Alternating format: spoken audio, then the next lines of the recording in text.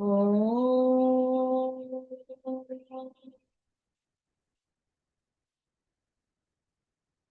Sahana Vavatu Sahanau Bhunaktu Saha Viryam Karavavahai Tejasvinavadhitamastu ma vidvishavahai. Om Shanti Shanti Shanti. Harihi Om Shri Gurubhyo Namaha. Harihi Om. Samasta Jana Kalyane Niratam Karunamayam Namami Chinmayam Devam Sadgurum Brahma Vidvaram. Om Shri Chinmaya Sadgurave Namaha. Om Namo Narayanaya Tasmai Namah Swami Tapovanaya. Hari Om. A quick recap. Lesson 1. The wise do not grieve for the departed and for the living. See, yesterday I could not have the session because I had to attend a funeral of a relative Amma. And in that funeral, there was another relative Amma, and she was sitting next to me, loudly reflecting. She said, the Amma who passed away, she was 67, 68 years old. So she said, I'm about the same age. Do you know that? And she was quite health conscious, but yet it was an unexpected cardiac arrest. Nobody could do anything. It was shocking. Anything can happen anytime. This could have happened to me also. Like that, she was reflecting. And then she added, saying, but recently, since after my retirement, after 58, I've been attending spiritual classes, going to Devaram, chanting and spiritual classes and satsangs. And now I know that I'm not this destructible body. There is this Atma, which is indestructible. And at death, only this body is going to perish. We are going to go back to where we came from. So that gives me consolation. I'm not so scared anymore. Like that, she said. Exactly what she said. In Tamil, we spoke. So she said,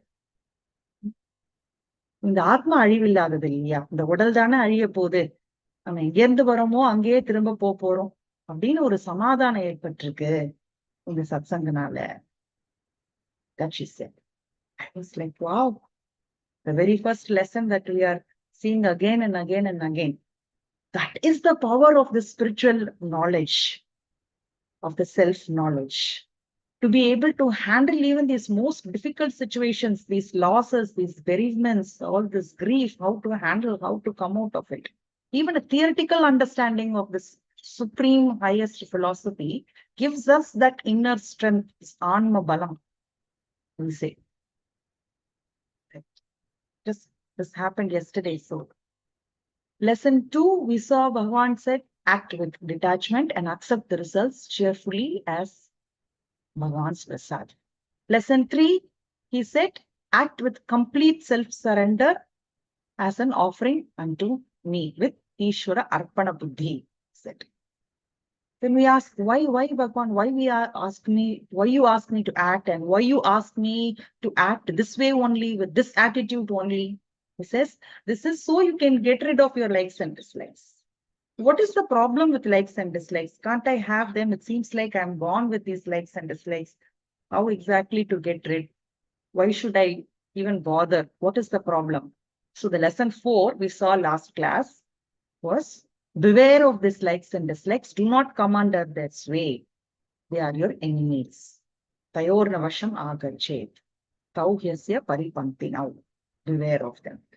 And this we saw again, like any other important message, Bhagavan repeats it, and also with so many very pictorial analogies and metaphors and similes he uses throughout the Gita to explain how these likes and dislikes can destroy us, can disintegrate us from within. Some of these, it's like untamed horses. The very symbolism of Bhagavad Gita itself, like the chariot, the horses, if they were untamed, what would happen to the rider, the owner in the chariot.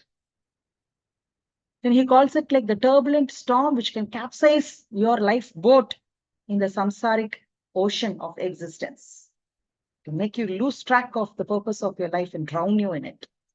It is like an all-consuming fire. Dushpurena anala mahashanaha eats you.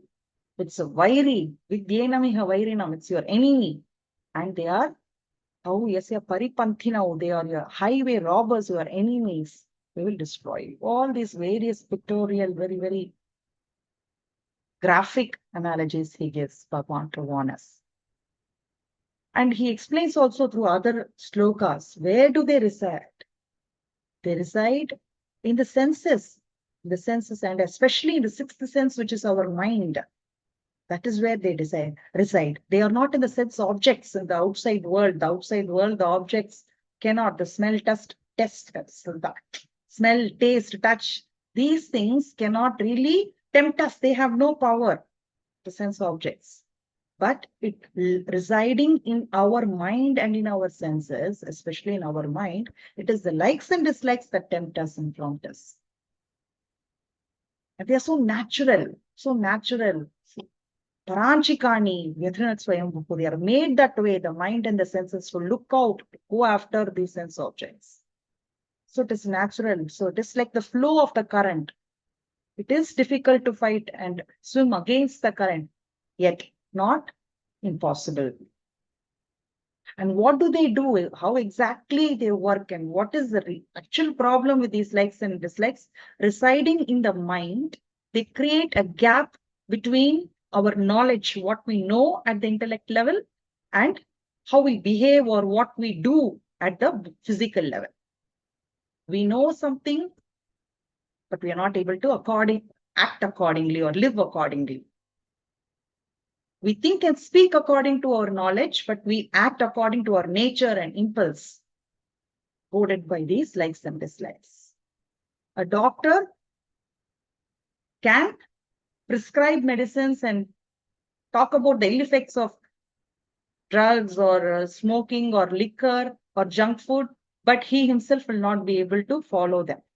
We all know the importance of daily sadhana, reading, yoga, and healthy eating habits, but we are not able to follow. We can even think, speak, and preach it.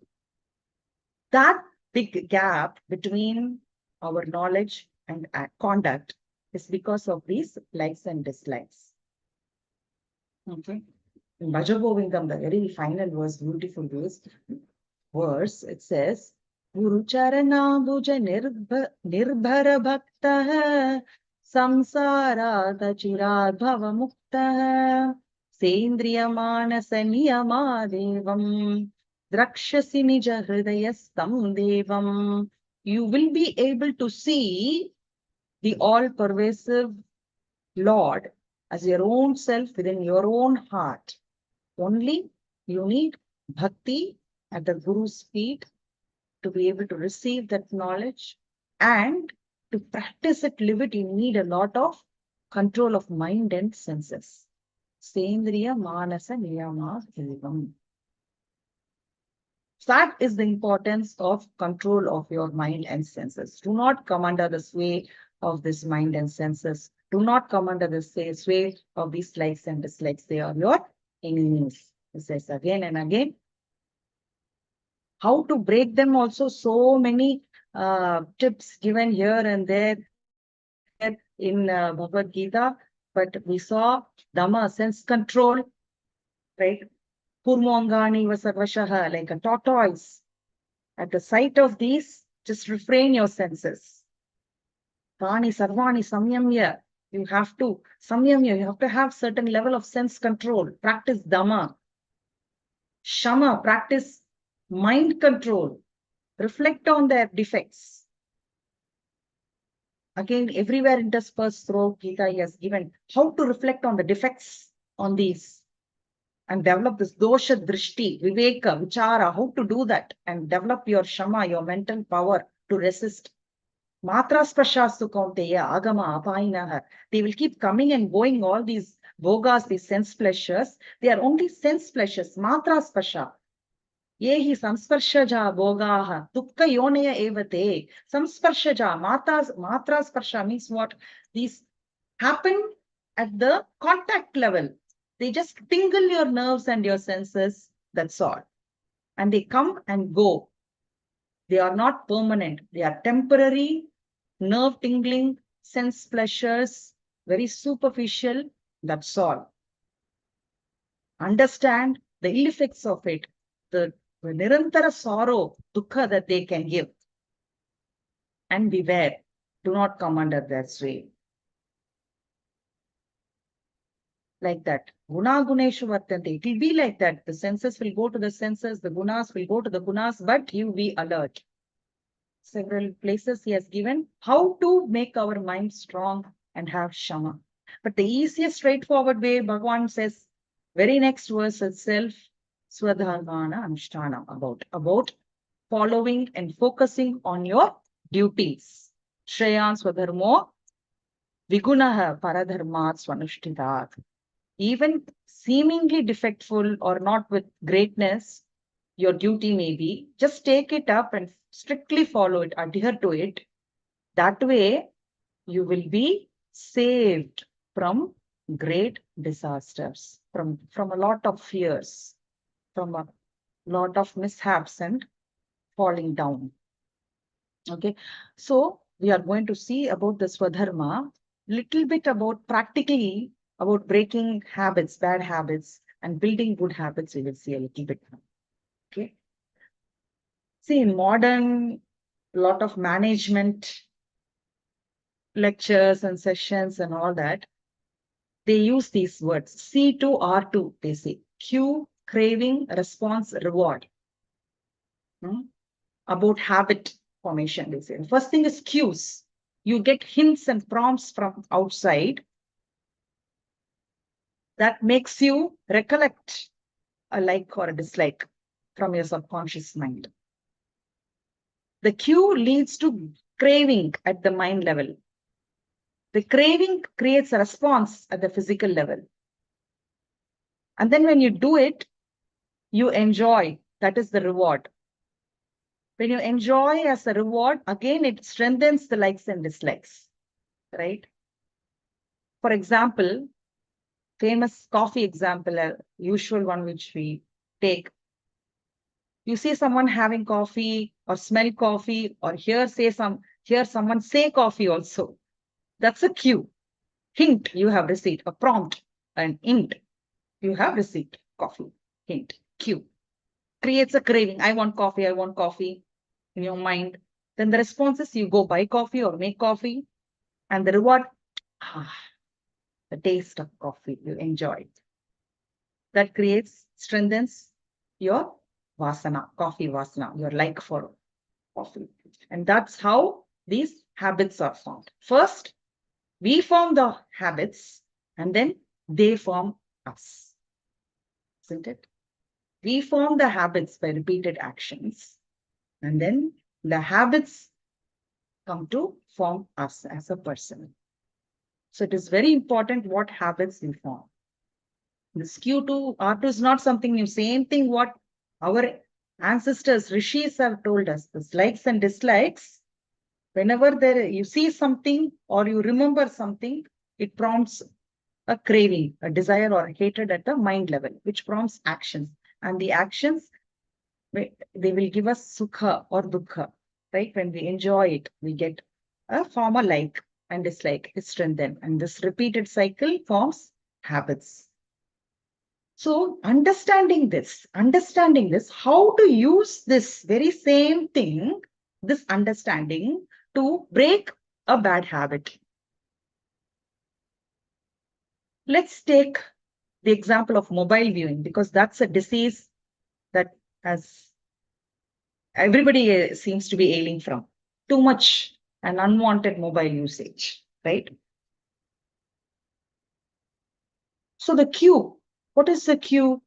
What is the hint we keep receiving? So colorful, all these notifications and all these sounds and alerts, right? Todang, todang, todang. So many reminders and notifications we keep hearing, and that prompts us to pick up the phone. those colorful things that keeps glittering. Oh, we keep going and taking it. Those are the cues. Keep receiving those calls, those messages, those notifications, those reminders. So if we want to reduce our mobile usage, the first thing is switch off all the reminders and notifications, right? All that you can do so that it does not keep coming up. Easily, if you're techno savvy or ask someone techno savvy, you can switch off all these notifications. Second thing is craving. Craving happens at the mind level to use it because it is so attractive. Make it a little unattractive. That is, if you really are serious about it, then downgrade your phone or keep it simple, basic, or at least uninstall those unwanted apps. You may need a phone, you may need a good phone to take good pictures, but uninstall all those unwanted apps that are causing the problem. Make it little unattractive. Try to reduce the craving at the mind level. Cue, craving, then response, right? The problem with the phone is we are always with it. So accessible. Even if it does not give any notification or ring, you keep taking it. What is it? Did someone call me? Did someone message me? Why hasn't anyone messaged me? Why don't I message someone? Because it's so accessible. At least delay the response. Keep it somewhere far. So if you have to make a call or the craving comes or even some notification comes, it's not right there to pick up the very first ring or very first sound. You have to walk and take it. That itself will reduce, it'll curb your response. Curb your response, delay your response, curb your time limit on it. And the last one is reward. Reward is if you track the usage, you can easily go and again learn from a techno-savvy person how to track the usage. So you will know which apps have consumed so much time, how much time you have spent on YouTube or Facebook or WhatsApp, and give introspect based on this tracking of the usage. Introspect, oh, I've spent half an hour, 1 hour on this. And give yourself negative marks. Oh, all these good things that I always wanted to do, but I kept saying I didn't have time, I don't have time, I don't have time. But I was using 1 hour yesterday went in this. So you track the usage and introspect and think of the negative effects and what are the other good things that you lost because of this. Give yourself some negative rewards. Negative rewards meaning just this reflection. That will again help you break this habit. Similarly, you can use for junk food, curbing your junk food, getting rid of any bad habit. You can try this. The same cycle of vasana, desire, action, enjoyment, furthering the vasana. You call it cue, craving, reward, response, or this age-old terms. This is the thing. The same things you can use to form a good habit. Because once you take away something negative, mind does not like void. It needs something positive to hold on to, right? So keep everywhere these good cues, good hints, good prompts. Write nice messages. For example, if you want to increase your satsang time, because now you have reduced your mobile time, you have to put it to some good use. Give it a good positive thing for the mind to hold on to. So you want to increase your satsang time. Earlier you said you didn't have time, now you have time, right? So what are the good cues you can have? All these notifications or reminders, right? We also keep sending you reminders. Today you are going to have class in 15 minutes. Join with this link. Started already, right? So all those reminders. And make it look attractive also, no? 25 lessons from Gita. It's an attractive theme, I think. Otherwise, it is chapter 9, Raja, Vidya, Raja, Guhya, Yoga. What is this Yoga, Raja, Guhya, Raja, Vidya? What is this Karma Yoga? It seems very, very, very theoretical. Sankhya Yoga. 25 lessons from Gita. Oh, nice. What is, at least I know it will end in 25. Okay. Make it little attractive, right? And response. Make it accessible. Your response time should be minimal. Then you will keep repeating it often. You will keep, it is easily accessible. It is easy to do. If you were to come by bus, auto, somewhere to listen to these classes, how many of you would really come? How many of you would really be able to come? It's easily accessible, no? Only online, you can be wearing anything. Huh? And you just have to switch on your phone. It takes 1 minute, less than 1 minute, and you are logged in. So accessible. Your response time is so quick, so minimal to it. And reward. What is the reward? What is the reward? The reward is how happy you feel. And also, basically, you have to introspect how consistent and how sincere am I? How closer am I to the goal? That's what it is, reward. So what I would say is, the goal should be for us. It's not, I have memorized so many verses of the Bhagavad Gita now. I know which verse talks about which lesson, this, that. No. Our goal should be consistency and sincerity. Consistency and sincerity. If I'm consistent in striving for this, sincere in attending and trying to understand this, that's all. That's in our hands, no? That's all is in our hands. The results is not in our hands. So the goal is to be consistent and sincere. So track that. Oh, I've attended this many satsangs this week. I've been consistent. Good. Feel good and put yourself positive marks for every good effort, good satsang, sincere satsang you meet each day. So the same cue, craving, response, reward can be used to form good habits. Okay. So this is a little bit of that for senses. Then going to the Swadharma part, right? The next lesson, lesson 5, is Bhagavan said, Shreyan Swadharmo Vikunaha Paradharmat Swanishtikat. Stick to your Swadharma. He says, be focused on your Swadharma. Stay on track. Stay on track. That's what he says. So before we understand Swadharma, we need to know Dharma. Dharma is a very, very profound term, deep, insightful term. Many meanings, many connotations, depending on the context also. We also use it in very, very loosely, different contexts to mean different things. So it can cause a lot of confusions.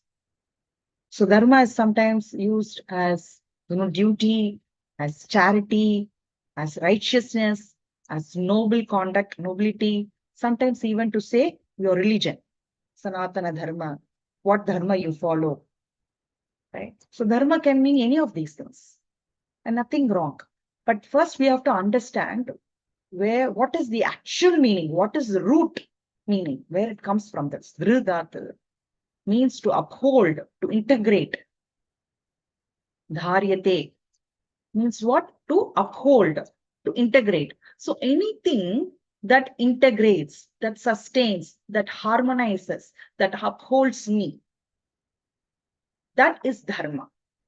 And anything that disintegrates, that causes some fall, is adharma.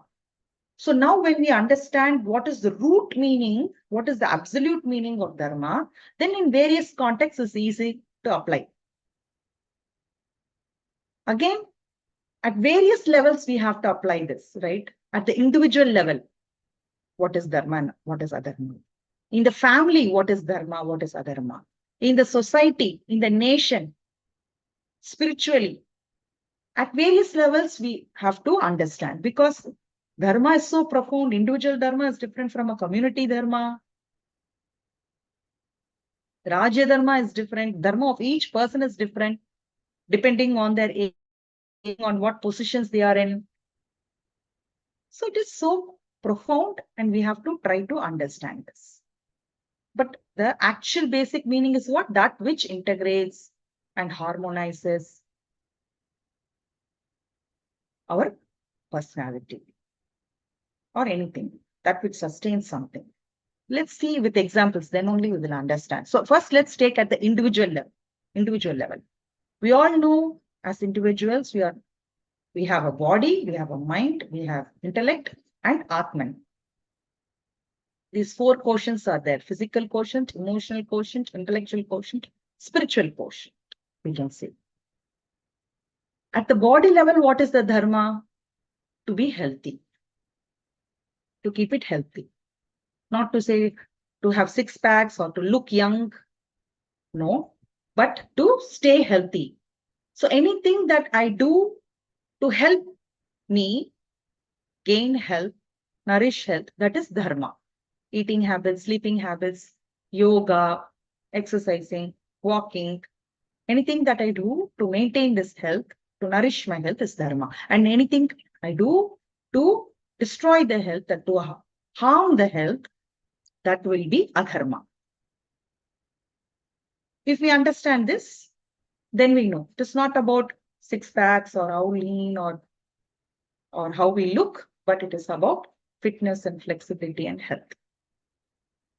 At the mind level, it is to have love and peace.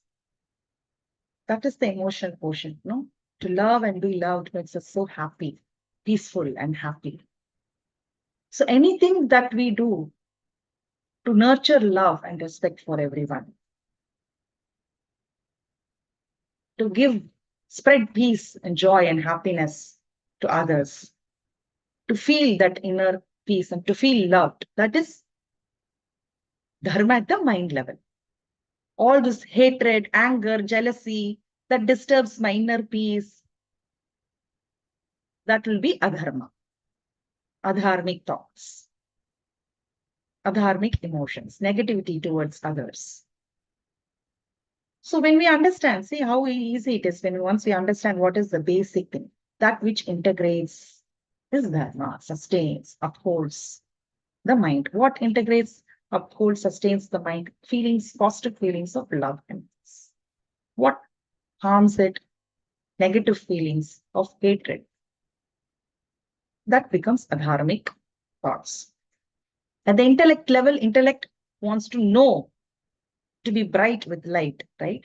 So whatever is relevant, I must know. I can't say I'm ignorant, I didn't know.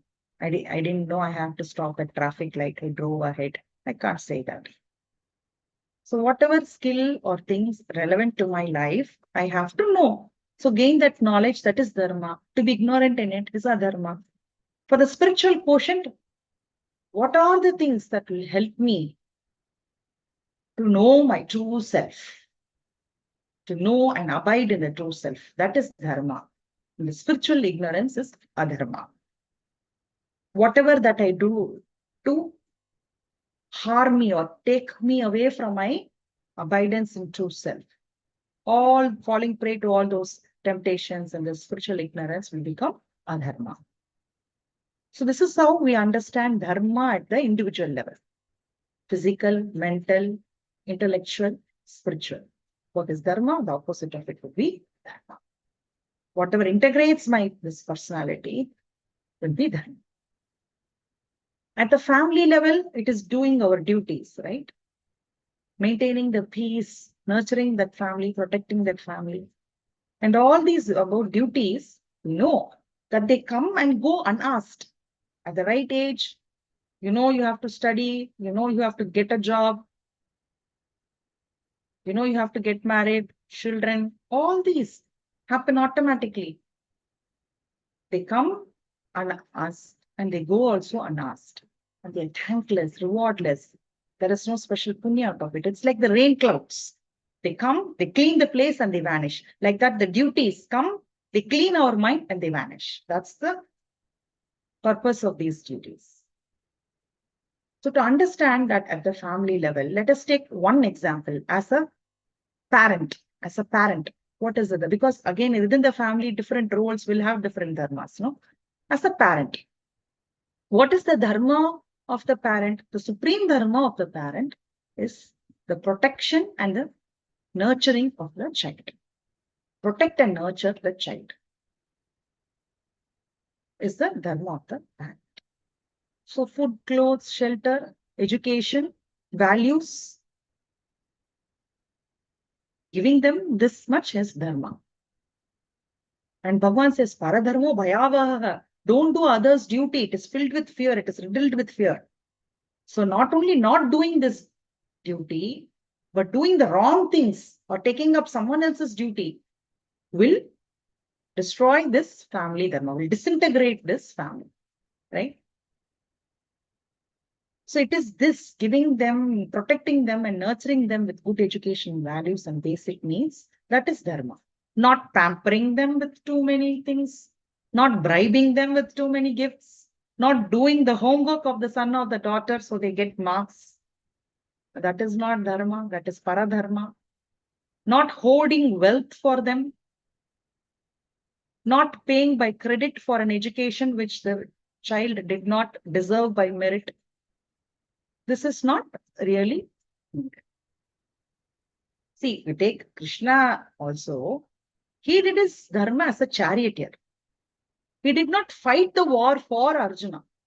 He taught him, he told him what is right to do, he supported him, facilitated it, and remained as such. He did not do paradharma.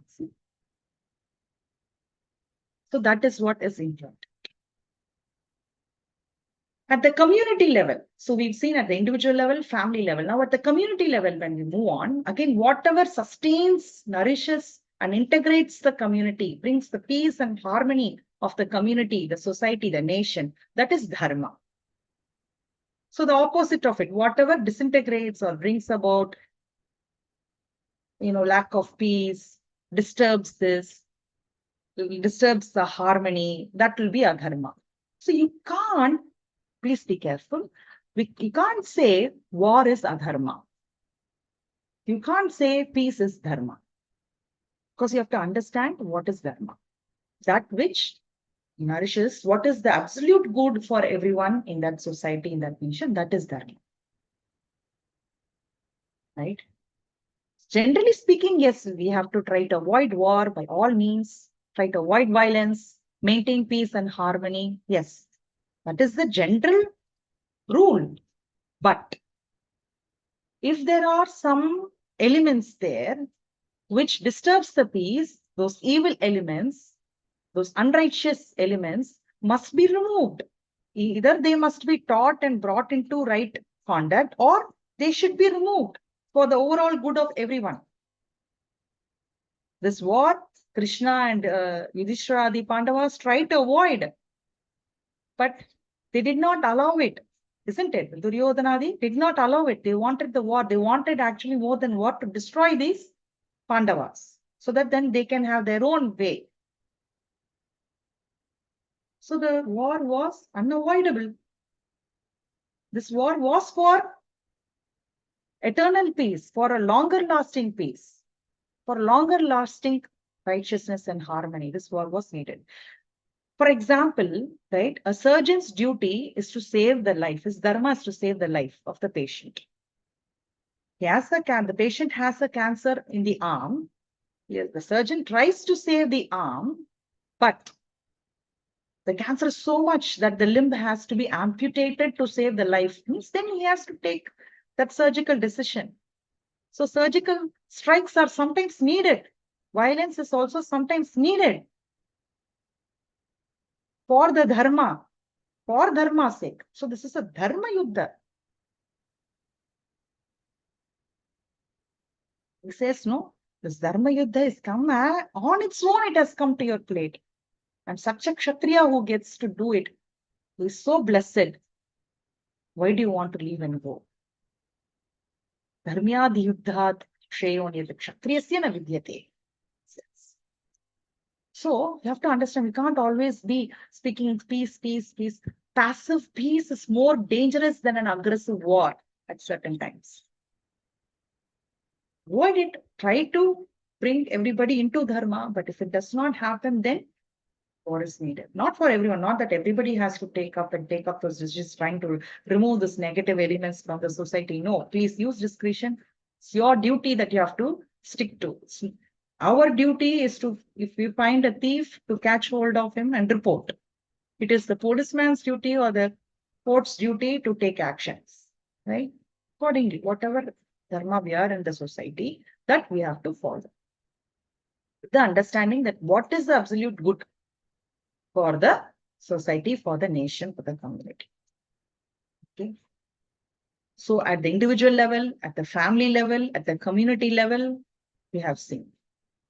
Last but not the least, the swadharma, when the dharma comes along with that swadharma, means your dharma, find your dharma and live according to your dharma. Don't follow anybody else's dharma. That word, when it comes, swadharma, it also means a deeper meaning to say, what is your passion? What is your inclination? What is your natural talent that you're born with, that you enjoy doing? Find it and live it. Earlier, it used to be like the Varna system was all perfect, not the caste system, the Varna system. So, one is born Kshatriya, one knows what one's natural inclination is also, and then one is brought up that way. So, he's born into that warrior family, born with those instincts and talents, and brought up that way, and he becomes a very productive, great warrior. But now all that Varna Sankraha, everybody is equal, does not know merely by birth, but by the gunas and by our inclinations and by our aptitudes and by our actions, we can find out what is it.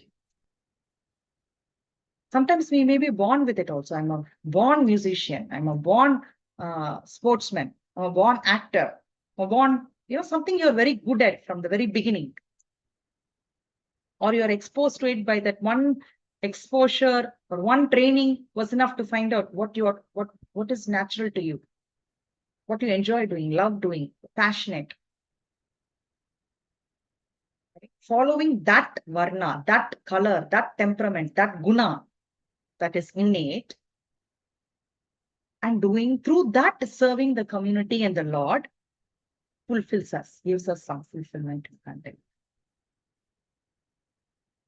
But if we compromise on it and take up someone else's dharma for whatever sake, for the sake of monetary benefits, material benefits, or for the sake of fame, for the sake of, oh, that seems superior than this, that seems nobler than this. I want to become a sannyasi because everybody prostrates to a sannyasi. He's hailed up so high. So I'm giving up grihasthashram. No. Right. Following that at the right stage, at the right temperament, that is dharma. And compromising it will be adharma. It will cause our fall also. Right? So many, for example, a person born with business mind, so good at it, making money, these ideas, profit making is so good to him naturally. But he was born in a family of doctors. Mother is doctor, father is doctor, wants to make him a doctor. By credit, becomes a doctor also. Now his mind will go into what? How to make medicine as a business. Such a person will harm the profession, will harm himself, will harm the society. Or otherwise be miserable. A painter becoming an army man by force, a musician becoming an engineer. Right?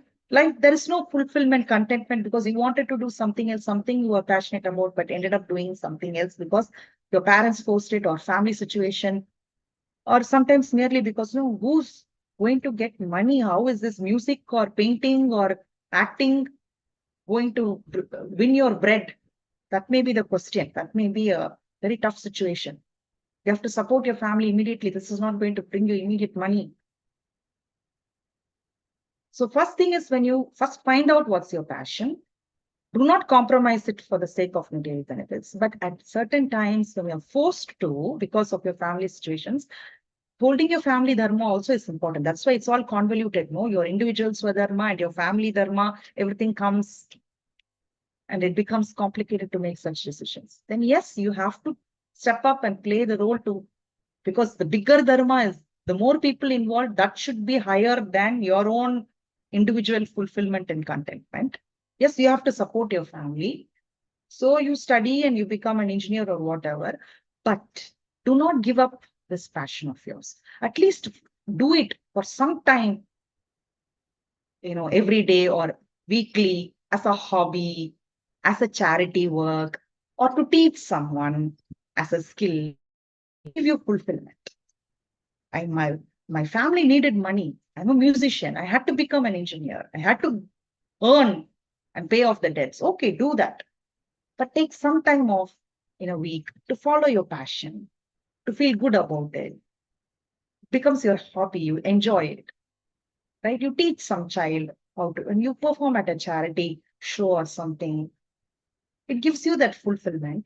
And if you're really good at it, and if that's really your passion, and if that is something that through which you can contribute a lot to the society, then understand, if you earn it so much, the world will rearrange itself and help you achieve your swadharma. The world will rearrange itself. Even though you had to do something else to support your family, and you still you're yearning for it, and you're still maintaining your passion for it, and you're trying to serve the society or someone, at least someone else, through this passion of yours, then did the world not find a bus conductor's passion and make him into an actor? Rajnikant. Did the world not find a train ticket examiner and make him into a world famous pool captain of CSK, an Indian team, and bring, such fame to our nation? Did the world not find out a chaiwala and make him the most adorable prime minister of the nation? Right? So that's what it is. Try to find our temperament of mind, and it can change. It can keep changing. It's not you're born into it, so you're that always. It can change. It could have been something else, and then your mind temperaments, the exposures, the satsang you attend, your mind is something else now, you're grown out of it, then follow it. If you're not able to follow, then at least your family demands, you cannot go attend satsang all day, you can't join a brahmachari course. Okay, do your family dharma, but take up this time to attend this satsang every day or weekly twice, whatever it is, and follow it with your passion. Be sincere and consistent about it. Yearn for it. The world will rearrange it when you arrive. That becomes your full-time vocation, and everything else will automatically drop. When we see all this happen to people, to truly yearn for it, the world will rearrange. Right? Sanatana Dharma, Hindu Dharma also, just being born into a Hindu family does not make you that, right? How much are you practicing it, living it, passionate about it? Are you at least trying to propagate and teach the basic values to small children or to others when given an opportunity? Are you feeling proud about it? Are you living and practicing those values? That's what makes it an active dharma. So dharma, so profound in so many levels and so many interrelated. Each one has to think at the individual level, following the dharma, while following the family dharma and your dharma in the community, taking up some position in some institution or in this community, right? While following your passion also, trying to line up all these things. That way, you can contribute your fullest potential to the community, to the larger cause, to God Himself, and feel fulfilled in life. It's not impossible. It's just some introspection and readjustments, prioritizations, and discipline will bring everything into line. On track. So stay on track. Stay on right track. That seems to be the message for us from Sri Krishna. Lot of reflection is needed. What is it for me? What is this word dharma for me? Right? Each one has to reflect. In my age right now, I am a brahmachari student. Am I a grihastha family, householder? Am I a vanaprasthi, a retired person? Or am I even beyond that, a sannyasi? Am I at that age, that stage? What is my varna, right? What is my temperament? My gunas? And what am I doing now? Am I an academician? Am I a business person? Am I contributing to the society through that temperament of mine or not? At the body, mind, intellect, spiritual level, am I keeping these fit, peaceful, knowledgeable, right? Healthy? Am I at the Hindu Dharma level? Do I know about my Dharma? Do I live it, practice it? Do I feel proud about it? Do I share it with others and propagate it, or just passive, calling myself a Hindu by birth? So reflect, lot of reflections, and try to line up everything. That's what. Very deep, each of these messages. Like, take it, sip it, churn it, reflect it, and let's nourish ourselves and our lives. These messages. We conclude today's session and we meet again tomorrow.